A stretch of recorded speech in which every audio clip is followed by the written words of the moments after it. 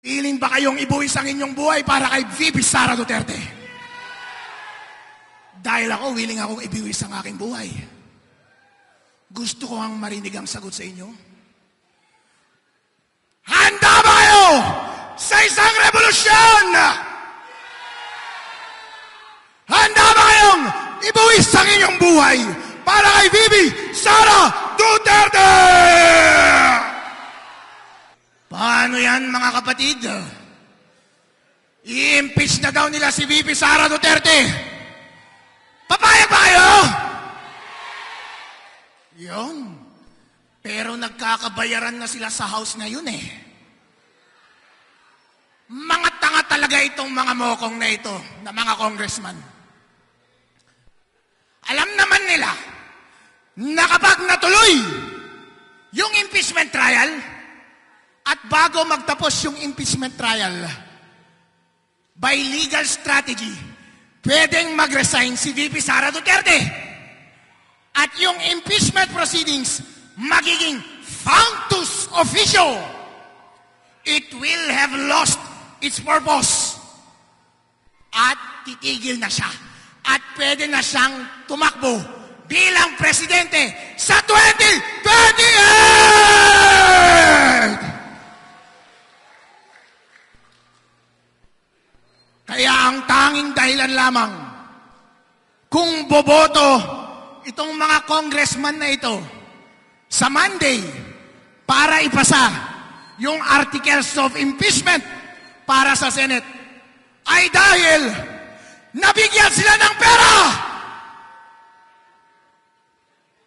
Ngayon, kung ipagpapatuloy nila na hindi talaga nila patuloyin na maging presidente o tumakbo bilang presidente si VP Sara Duterte, papayag ba kayo? Papayag ba kayo na mamuno sa atin ay yung mga kurap na mga nasa Kongreso? So anong gagawin ninyo? Demokrasya na natin ang nakataya. Ang essence ng demokrasya natin ay taong bayan ang mamimili ng mamumuno sa kanya. Pero, kapag pinigilan tayo ng iilan lamang na miyembro ng House at Senate at puro kurap pa, papayag ba kayo? Ano ang solusyon? Willing ba kayong ibuwis ang inyong buhay para kay VP Sara Duterte? Dahil ako, willing akong ibiwis ang aking buhay. Gusto ko ang marinig ang sagot sa inyo. Handa ba kayo sa isang revolusyon? Handa ba kayong ibuwis ang inyong buhay para kay VP Sara Duterte? Kaya mga kasama, tatandaan ko kayo dito sa Mindanao. Bukas, nasa Visayas kami. At sa susunod, nasa Luzon kami. Ang buong Pilipinas, handang magrevolusyon, handang ibuwis ang buhay kapag nanakawin nila ang ating demokrasya at hindi patatakbuhin bilang presidente si VP Sara Duterte. Kaya nasa akin ba ang inyong mga salita, mga kapatid dito sa Mindanao? Excited na ba kayong maging presidente si VP Sara Duterte? Wow! Yeah, buddy. I love you. Dilima nagbabala sa mga senador na huwag ituloy kung may balak man silang i-dismiss agad ang impeachment ni VP Sara Duterte sa oras na aabot ito sa Senado. May usap-usapan kasing idadaan muna ito sa botohan kung magko-convene o hindi at magbobotohan na lang kaagad para hindi na magsasayang ng oras. Sabi pa ni Dilima, it is an imperative constitutional process. The language of the Constitution says, shall proceed, not may proceed. Hindi dapat ipinagpapaliban ang paghahanap ng pananagutan. Yan o, natulala, nagalit. Sabi niya, wala kayong karapatan na i-dismiss agad ang impeachment. Dilema to Senate sa posibilidad na hindi ito magko-convene. Tingnan natin ang reaksyon ng taong bayan. 2,900 ang nag-react. 2,600 ang natatawa. 200 ang galit.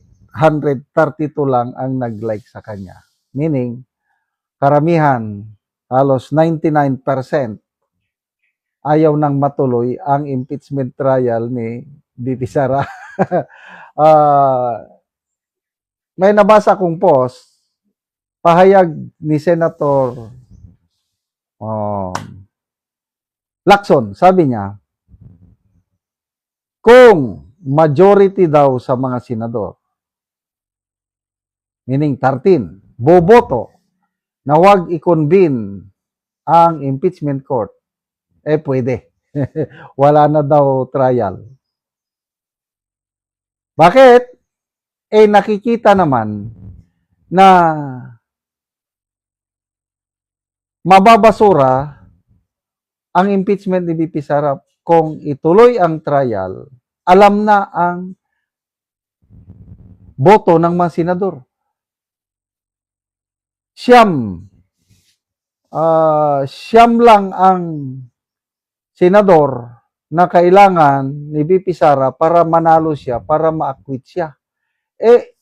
Sobra ng siyam ang mga senador na kahit balibaliktarin mo pa man ang mundo, talagang not guilty or acquittal ang boto nila. Kaya, hindi mo masisi yung mga nag-iisip na wag nang i-convene dahil sayang lang ang panahon. Kung ako ang tatanungin ninyo, gusto kong matuloy. Dahil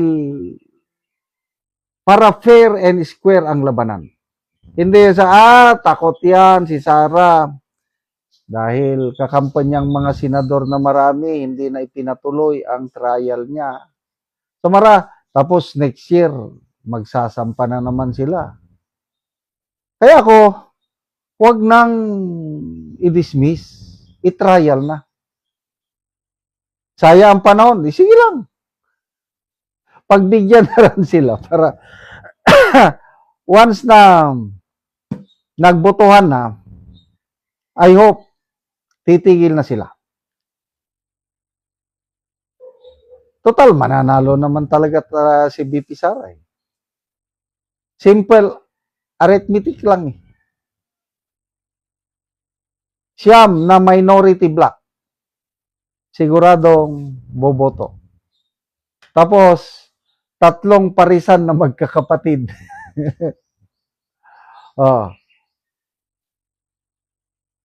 Sa siyam pala, nandun na si Cayetano. So, siyam. Tia Cayetano. Sama ng kanyang kapatid. Magkapatid na Estrada or Ejercito. Magkapatid na Villar. So, 5. 9 plus 14, 9 plus 5. Ay, hindi pala. Kasi nasa minority. Basta siyam na minority, idagdag mo si Pia Cayetano, kapatid niya si Alan Peter, idagdag mo si JB Ejercito, kapatid niya si So, dalawa. Idagdag mo yung magkapatid na Villar. Tama? So, 9 plus 4, 13 na.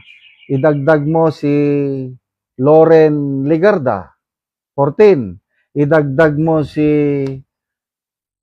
Senator Mig Zubiri, 15. Yun yung bilang ko.